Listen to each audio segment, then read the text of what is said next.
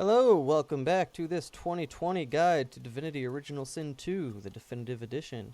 We're gonna start right on up here. Last time we had Beast learn Cloak and Dagger, his self-teleport skill. We're gonna come back to this beach waypoint here. We're gonna have him teleport up to this little area that we could not reach before getting this self-teleport skill there. Now, most people, they might come up here and just go straight across this bridge, but if you pay attention to your mini-map, you'll notice this little walkway off to the side. Alright, this is a nice little bonus area, small bonus area. Alright, now when you get here, of course, 600 exploration XP. Very nice. Got a little bit of gold, you can loot these bodies, maybe you'll get something. You get beer, long branch boots. But the main thing you get here is the Viper's Tongue. It's a very nice sword. Now, we don't have any sword-wielding people on this team, but if you do, this one is great early game. It gives you +1 strength and +1 warfare. Very good single-handed weapon. Alright. Now, unfortunately, like I said, we can't really use that a whole lot right here. I am going to be doing a second playthrough. Pretty sure I've mentioned that in the videos before. And when we do the second playthrough, I will make sure to have somebody who uses one-handed swords. And that will be something, a unique item that we will make use of then. But that's going to be quite a ways off. It's January right now. Probably won't get to the second series until at least February, maybe later. Alright, now, if you were paying attention to the whole series, you will remember that in episode 4, I believe, we came over here and we found this little hidden pathway, and we're like, yeah, we'll come by there later. Well, now is later. We're going to come on through here. We're going to explore some stuff outside of Fort Joy. Alright. Now, over here we've got Fane. If you wanted to recruit Fane, he's over here. He's investigating this dead human. We're not going to bother talking to Fane right now. We'll get to him later. There's some poison here. We're going to clear it out with rain. And then we're going to just have Mumbo come on up. And if you see vines like this, you can climb up the vines. Alright, 300 exploration XP. Coral is a little kid over here, crying, shaking. If you pick a tag option, like Mystic, I don't know how Mystics can tell she needs a hug. I don't know, they can just sense it. But she'll like you, she'll give you a static discharge scroll, and you get 100 XP for being nice to the little kid. Unis here wants, she's got a Magister friend who's going to try and help sneak her out. Kind of like somebody inside. But for the main bulk of this video, we're going to go through some combat in the early stages of the game. We're going to primarily focus on the water-dwelling creatures that we're going to be fighting.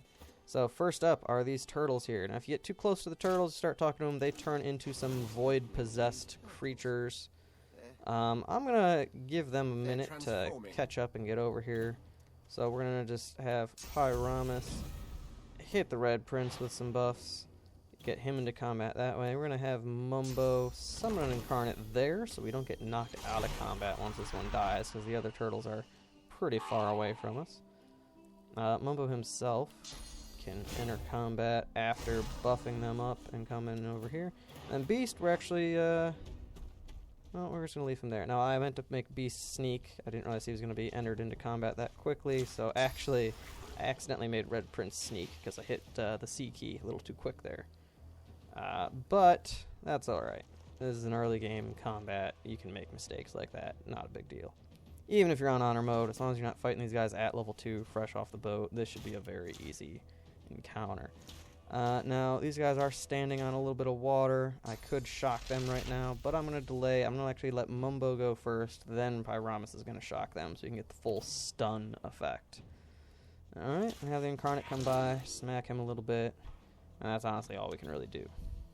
Alright, so like I said, Mumbo's going to make these turtles wet. That'll make them weak to the air damage that I'm going to do with Pyramus. Or I could just freeze them with my own attacks there. Alright, that was a little laggy on my end, don't know why, but now he's frozen, he's going to lose a turn. Beast is up now. Since I know Pyramus is going to stun that guy, we're not going to bother with him. We're going to have Beast come over here. Now, one bonus thing about having points in Scoundrel is the more points you have, the more you can move with each action point. So Beast is a little bit quicker on his feet than everybody else on the team right now. Backlash is a fun power, lets you instantly jump behind an enemy in range, and you automatically get that critical hit. And Beast has only one dagger, so he can use Sucker Punch at the moment and knock that turtle out of commission. And then just like we planned, we're going to stun that guy. Oh, he just died. Alright, well he was stunned, and then he blew up. Good problem to have when things don't go to plan. Alright. We're going to end our turn there. Now Red Prince, he's up, and this turtle's in range. Let's get him out of here. Now these guys are level 2, and I waited till level 4 to fight them, so this really is going to be easy breezy combat. Alright, in fact Red Prince was far enough away, he actually is out of combat with that one. Just going to move him up. There we go. Alright, now just a quick demo of the Shadow Blade starting powers. He gets Backlash, you guys already saw that. I grabbed Cloak and Dagger from stealing it and used that. But if you pick Beast, you get Petrifying Touch. You can turn things to stone, which is very useful. They have Magic Armor will resist that, so if they have no Magic Armor, you can use that, petrify them. They lose a turn just like if they were stunned, frozen, or knocked down. And also, you get Chicken Claw, which is a very fun skill. If you hit a target with no physical armor, it will turn them into a chicken, and he is a petrified chicken. So that was a kind of unique visual there. We're going to just skip turns until we get to the Red Prince, because he's got that nice new crossbow that we found. So he should be dealing more damage. So get him just in range. That'll work. I don't know why these turtles blow up, but they blow up when they die. Very strange. Alright, and if you keep coming around the side of the beach, you'll find this locked chest over here. You can come on over and have Beast pick that lock. Now, if you picked an undead, whether it be a custom character or Thane as your thief, you can use your bony fingers to lockpick things. If you do not have an undead as your thief, then you will need lockpicks every time you try to pick a lock. I currently have one set of lockpicks left, so Beast can only pick one more lock before we have to restock on those. And lockpicks are actually pretty easy to make. They're really cheap. But if you have an undead, they are just another way to make money. You can make a lot of lockpicks really easy, and then turn them into just easy things to sell. You know, get a decent amount of, not a lot of money, but early game. Early game being before you escape from the fort here, you can get quite a bit of XP there. Now, I said this episode we're going to be primarily attacking the water-dwelling creatures. So we're going to come over here. If you remember Gawin, a guy right over here, he asked us to find his teleportation gloves. Gawin is also the Aerothurge skillbook trader. So if you have anybody that shoots lightning, like Pyramus, he'll give you your spellbooks for that. And Razik, this guy over here, will give you your Hydrosophist or water spellbooks. Skillbooks. Spellbook, skillbook, whatever. Same thing. So we're going to come over here, and the teleport gloves that Gawin wanted us to find have been swallowed by these crocodiles that are over here. You can't see them. They don't load up until you get a little bit closer. So we're going to just go fight them. We're not going to use super crazy tactics because, well, we don't need to because we leveled up to level 4. Oh, it's not safe to rest there. That's why we didn't heal up Beast. Alright, there we go.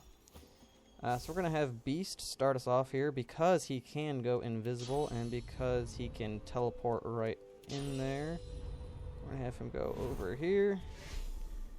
And then he's going to backlash on that guy. Alright, now unfortunately after using backlash he turns around and faces you, so it kinda puts a little problem in our plans there. But he has no physical armor because we used backlash, so we're going to chicken claw him. And we can't actually get close enough to attack that guy at the same time as move in range of that guy. So we're actually going to just go invisible here and end our turn. Now, unfortunately, just because you're not in combat doesn't mean the enemies don't know you're there. If you're close enough, they will see you. And as of Definitive Edition, one of the big pet peeves with going invisible with only part of your party in combat is Sir Laura will be visible to the enemies, and he can draw them in, which is just a big pet peeve of mine. Alright, so we could use Encourage there. I'm actually going to use Hail Strike and just freeze this guy over here, get him completely out of the way. And then Pyramus got slowed. They hit us with some oil, so I'm going to use 1 action point to get him off the oil, 1 action point to use haste, and it'll get rid of slow and make me faster. And I'm just going to move him right up here so that he's in range. He's a little bit high ground. He gets farther range. And then we're going to have Pyramus hit himself with Clear Mind. So hopefully he can move ahead of time, get out of there, and do some stuff earlier next action round. And again, because Red Prince is slowed, he really can't position himself very well right there. Now next up is the chicken after Beast, so I'm actually going to delay Beast's turn, let Chicken do his thing. Alright, and now the frozen alligator is up next up here, so don't really need to worry about him, but this alligator has taken no damage, no crowd control, nothing. So, we're going to have Pyramus shoot him first with Fire Staff, just weaken him up a little bit. Then, let's see, will that deal? Yes, it'll do 18 to 19 damage. Plus, we have the high ground. That'll easily strip his armor and shock him. And then we're just going to move up closer just because. Why not?